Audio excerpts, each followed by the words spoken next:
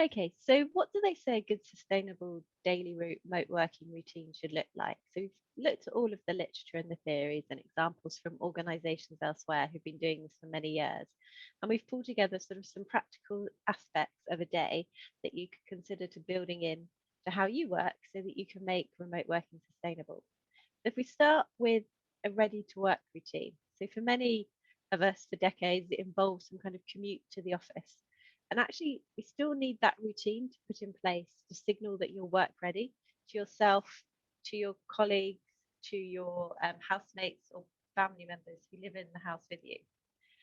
It could be your personal appearance, so it could be putting on a shirt, changing your outfits. Some colleagues put on shoes. It could be sitting listening to music as you go through your emails to get yourself ready for it. It could be setting up your desk for the day. The theory says have a dedicated workspace, but that's not practical for everybody. So what we suggest is finding things that can help you warm up almost in the same way if you're playing a musical instrument or going to exercise. You're warming up, you're preparing yourself, you're signaling to yourself and to others, I am getting ready for work. And then once you start work, um, let colleagues and others know. So could be updating statuses on Teams chat. It could be using a diary. It's about setting boundaries. I know someone that sort of has this conversation with their child. When mum is wearing jeans and t-shirt, she can play. When mum is wearing a jacket, she's got to work. And it can be tricky setting boundaries with your family, but the type of conversations you could be looking to have with them is um, if you would call me at work to ask me this question, then come in and ask me. But if you wouldn't call me or come into the office to talk to me in a normal day, then please hold it till I take a break. Not sure it works with toddlers so well, but that's the kind of boundary setting that's helpful. I've started work, I'm in work mode. Whatever it is you do, make that happen. The other aspect is really about sharing how you're feeling, be it emojis. I know a lot of children at schools use their internal weather forecast, sunny with a bit of rain, because all you can see of me is this little screen, box on the screen. And therefore, you miss out a lot of how I'm feeling and the other ways I display my emotions. So we really have to force feedback, for want of a better description. With a colleague, we introduced a heat map. She's doing a particularly stressful online event, and it was I'm sat outside, perhaps on a sunny day, and the sun is nice and warming my body. I'm okay, I'm content. Versus, going up on stages to standing in lava and it just being too much. Finding sort of slightly quirky and fun ways to make it okay for people to just share a lot about how they're feeling, because you can't tell that just from that little box on the screen. The other aspect of the day is plan movement. So outside walking meetings or moving location. So back to libraries, but perhaps when they open, a good study places, cafes if you're missing that bars of an office and you want to feel real connected, or even where I live, there's a big gym with a large cafe reception area.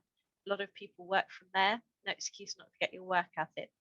But literally any movement, any standing, stretching, or moving around will do. And one thing I find is mundane household chores. So I've had a big presentation or big workshop. One way to decompress is to empty the dishwasher. It involves a bit of movement, mundane tasks. Get your brain switched off to what you were doing, come back to work, and move on to the next activity. These little breaks during the day.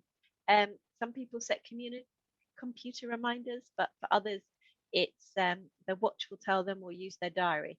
But just plan in your movement, otherwise you'll get sucked into just sitting all day. And they also talk about scheduling engagement, so talking. So it doesn't happen as naturally as it might have done in the office. So this is about thinking about perhaps trying what they would call co-working calls. So this is where I would book an hour meeting with a colleague.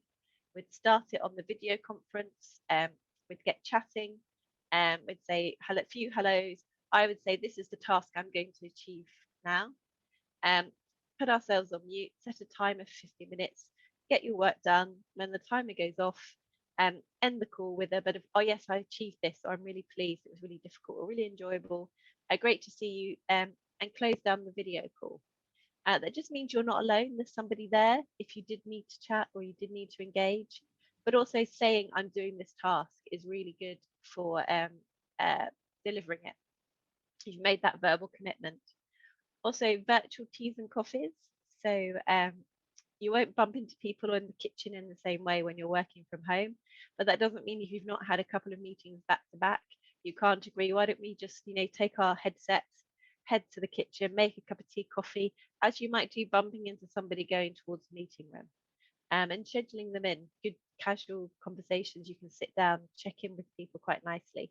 And don't forget to do Teams chats via sort of Microsoft Teams if you use that, or any other online technology. And if you're not a big chatter, you can like other people's comments. Just short, sharp, just easy ways to engage with each other and just keep that sense that you're not alone. There are people out there you can easily talk with. And then it's about wrapping up for the evening. So a number of people we've spoken to have said they really find that work home balance really difficult. And part of that is ending the day. So you can spend some time reflecting on the day, or the advice is book activities in your commute time.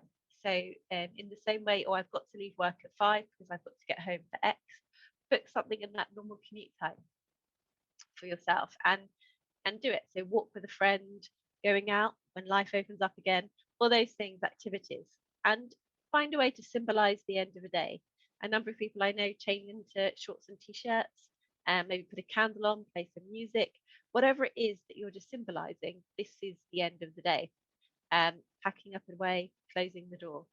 So that's our interpretation of what's out there in the literature and organisations' experience about how you can build something that's sustainable and lasting on a remote working day. Thank you.